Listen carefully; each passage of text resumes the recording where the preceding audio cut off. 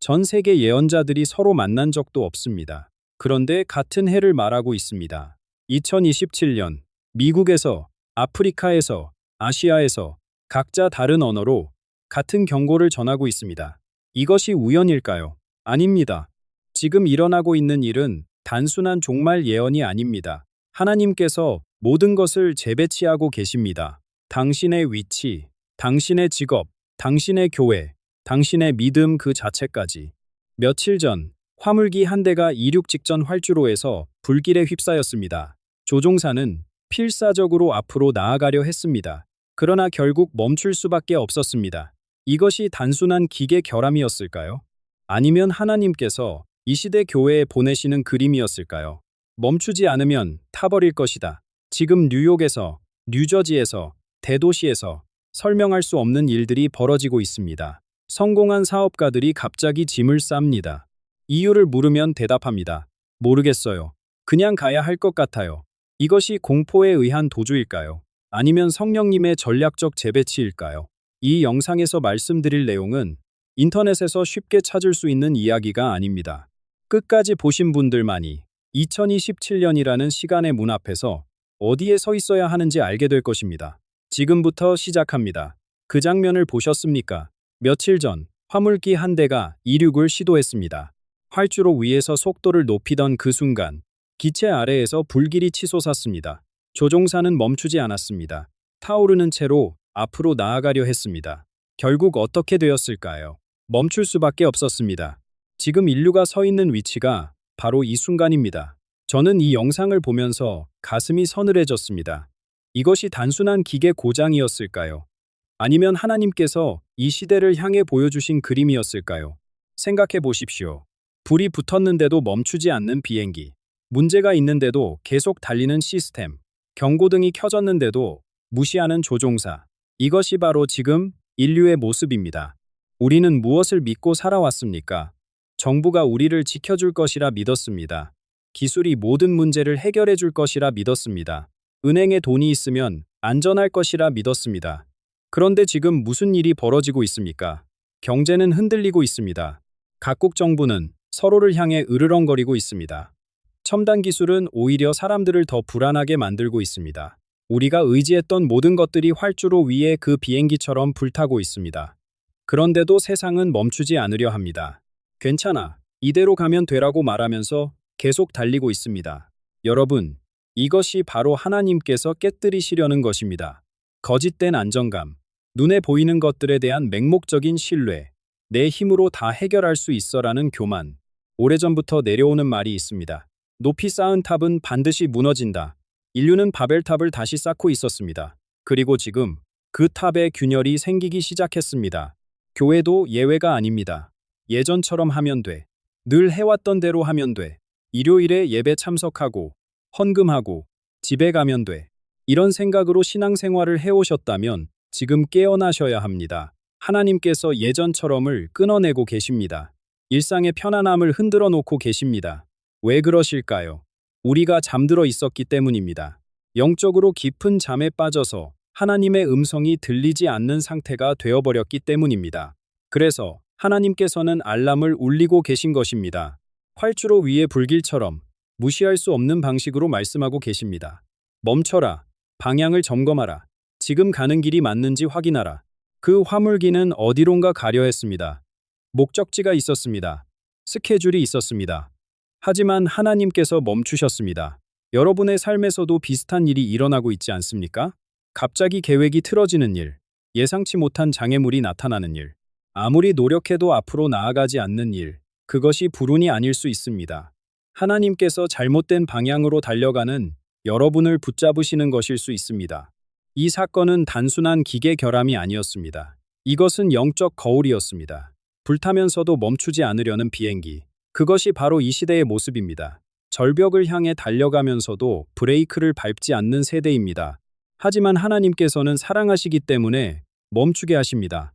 추락하기 전에 깨닫게 하십니다. 그런데 여기서 한 가지 질문이 생깁니다. 하나님께서 왜 하필 지금 이렇게 강하게 흔드시는 것일까요? 왜 이 시점에 전 세계적으로 이런 일들이 동시에 벌어지는 것일까요? 그 답을 찾기 위해서는 지금 전 세계 영적 지도자들 사이에서 일어나고 있는 이상한 현상을 알아야 합니다. 서로 만난 적도 없는 사람들이 서로 다른 대륙에서 같은 시간을 가리키고 있습니다. 이상한 일이 벌어지고 있습니다. 미국의 한 목사가 기도 중에 강한 확신을 받았습니다. 2027년, 이 해에 무언가 결정적인 일이 일어날 것이라는 깊은 감동이었습니다. 같은 시기, 아프리카의 한 선지자도 같은 연도를 말하기 시작했습니다. 아시아에서도, 유럽에서도, 남미에서도 비슷한 목소리가 터져 나왔습니다. 이 사람들은 서로 알지 못합니다. 같은 교단에 속하지도 않습니다. 연락을 주고받은 적도 없습니다. 그런데 어떻게 같은 해를 가리키고 있는 것일까요? 여러분, 이것이 우연일 수 있을까요? 한두 사람이 같은 말을 했다면 상상력의 일치라고 할 수 있습니다. 하지만 전 세계 곳곳에서 서로 다른 문화권에서 동시에 같은 시간을 가리킨다면 이것은 인간의 영역이 아닙니다. 하늘에서 내려온 메시지입니다. 성경에서 하나님께서는 중요한 일을 알리실 때 항상 여러 증인을 세우셨습니다. 한 사람의 입이 아닌 두세 사람의 입으로 진실을 확증하셨습니다. 지금 일어나고 있는 일이 바로 그것입니다. 하나님께서 전 세계에 흩어진 그분의 종들을 통해 같은 메시지를 선포하고 계십니다.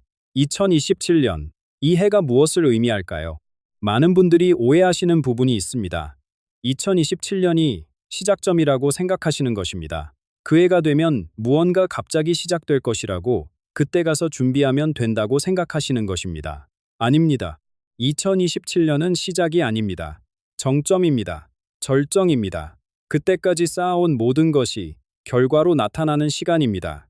산 정상에 서려면 오늘부터 산기쿰에서 걸어야 합니다. 정상에 도착해서 갑자기 등산을 시작할 수는 없습니다. 마찬가지입니다. 2027년이라는 정상에 준비된 모습으로 서려면 지금 이 순간부터 걸어야 합니다. 오늘의 선택이 내년의 위치를 결정합니다.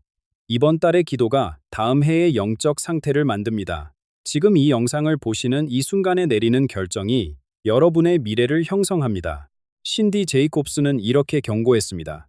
이것은 단순한 종말의 신호가 아니라고, 이것은 큰 재정렬이라고, 하나님께서 모든 것을 제자리로 돌려놓고 계신다고. 재정렬이라는 말의 의미를 생각해 보십시오. 잘못 놓인 것을 바로잡는 것입니다. 엉뚱한 방향으로 간 것을 되돌리는 것입니다. 흐트러진 것을 정돈하는 것입니다. 여러분의 삶에서 재정렬이 필요한 부분은 어디입니까? 우선순위가 뒤바뀐 곳은 없습니까? 하나님보다 앞서 있는 것들은 없습니까? 지금 이 질문에 정직하게 답하시는 것이 2027년을 준비하는 첫걸음입니다. 하지만 여기서 한 가지 직면해야 할 현실이 있습니다. 이 시간의 창을 통과하는 것은 쉽지 않을 것입니다. 가만히 앉아서 기다리기만 하면 되는 일이 아닙니다. 왜냐하면 우리는 이미 전쟁 중이기 때문입니다. 많은 성도들이 아직 이 사실을 모르고 있습니다. 예배당 의자에 편안히 앉아서 좋은 설교 듣고 좋은 찬양 부르면서 평화로운 신앙생활을 하고 있다고 생각합니다.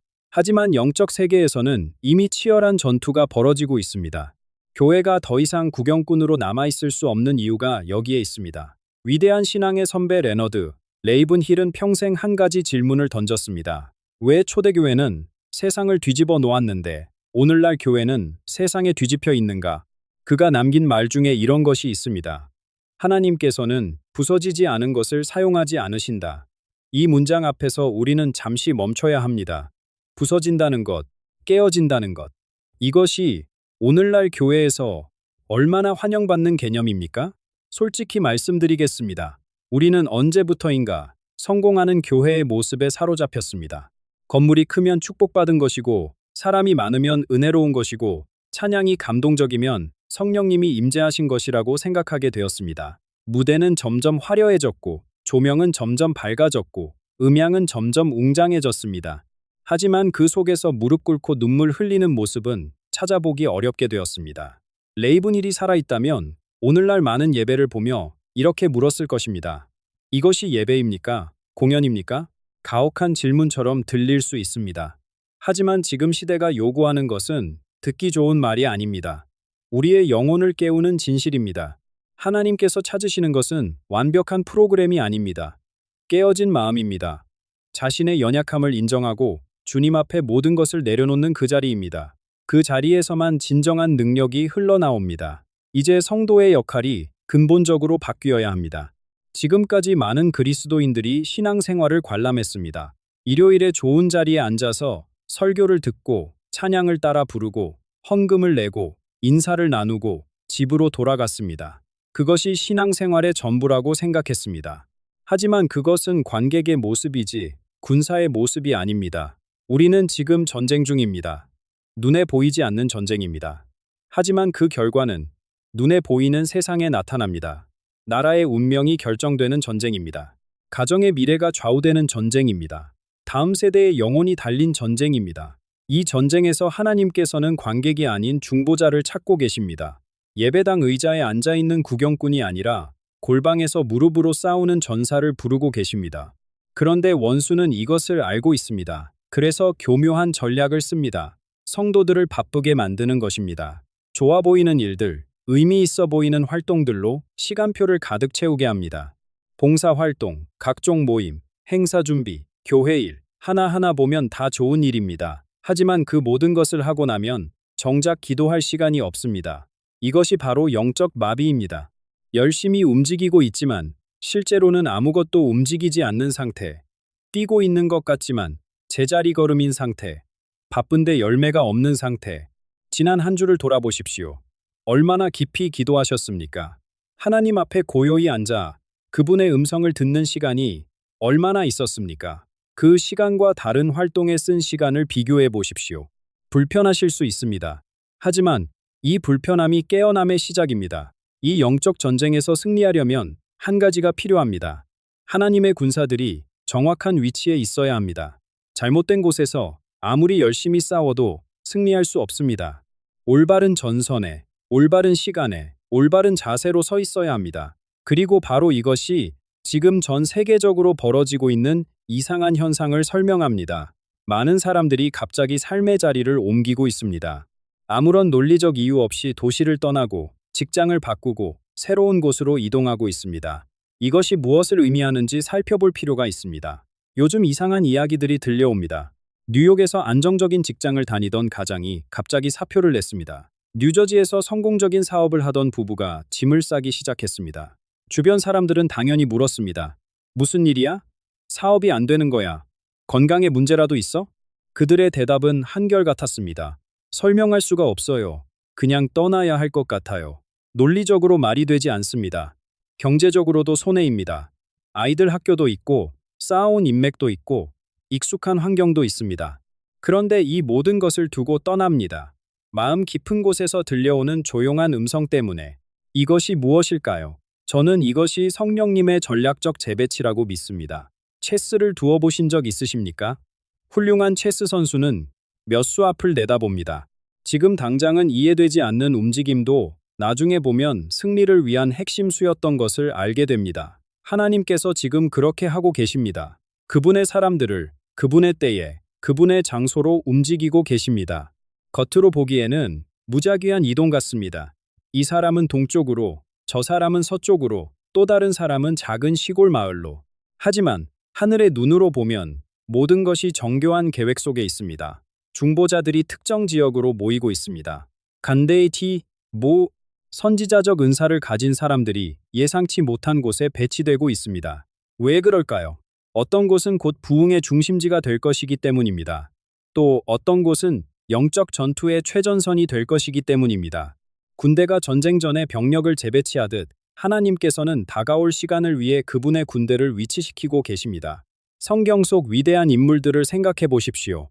아브라함은 고향을 떠나라는 부르심을 받았습니다. 어디로 가는지도 모른 채 길을 떠났습니다. 상식적으로 말이 되지 않았습니다. 하지만 그 순종 이후에 열국의 아버지가 되는 축복이 임했습니다. 요셉은 자신의 의지와 상관없이 애굽으로 끌려갔습니다. 노예로, 죄수로 살았습니다. 하지만 그 모든 이동이 결국 한 나라를 살리는 위치로 그를 인도했습니다. 모세는 왕궁에서 광야로 쫓겨났습니다. 40년을 양을 치며 보냈습니다. 인생이 끝난 것 같았습니다. 하지만 그 광야가 바로 하나님을 만나는 장소였고 거기서 민족을 이끌 사명을 받았습니다. 장소의 변화가 운명의 변화를 가져왔습니다. 물리적 재배치가 영적 도약의 발판이 되었습니다. 오늘날도 마찬가지입니다. 여러분 마음속에 설명할 수 없는 이끌림이 있습니까? 이곳을 떠나야 할 것 같다는 생각이 자꾸 드십니까? 새로운 곳에 대한 막연한 끌림이 있으십니까? 그것을 무시하지 마십시오. 그것이 성령님의 인도하심일 수 있습니다. 물론 모든 충동이 하나님께로부터 오는 것은 아닙니다. 분별이 필요합니다. 기도가 필요합니다. 확인이 필요합니다. 하지만 진정한 인도하심이라면 순종할 때 문이 열립니다. 한 가지 분명히 해야 할 것이 있습니다. 이 움직임은 두려움에서 비롯된 도피가 아닙니다. 세상이 무서우니까 도망가자가 아닙니다. 오히려 그 반대입니다. 이것은 전략적 위치 선점입니다. 다가올 일을 감당하기 위해 올바른 자리로 이동하는 것입니다.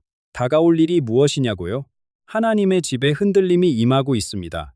교회라고 불리는 곳들 위에 시험의 때가 오고 있습니다. 모래 위에 지어진 것과 반석 위에 지어진 것이 구별되는 시간이 다가오고 있습니다. 성경은 분명히 말합니다. 심판이 하나님의 집에서부터 시작된다고. 이 말씀이 불편하게 느껴지실 수 있습니다. 심판이라는 단어 자체가 무겁습니다. 하지만 이것을 다른 각도에서 보시기 바랍니다. 하나님께서 먼저 자기 백성을 정결하게 하신다는 뜻입니다. 세상을 다루시기 전에 교회를 다루신다는 뜻입니다. 이것은 심판이기도 하지만 동시에 은혜입니다. 지금 교회 안에 흔들림이 일어나고 있습니다.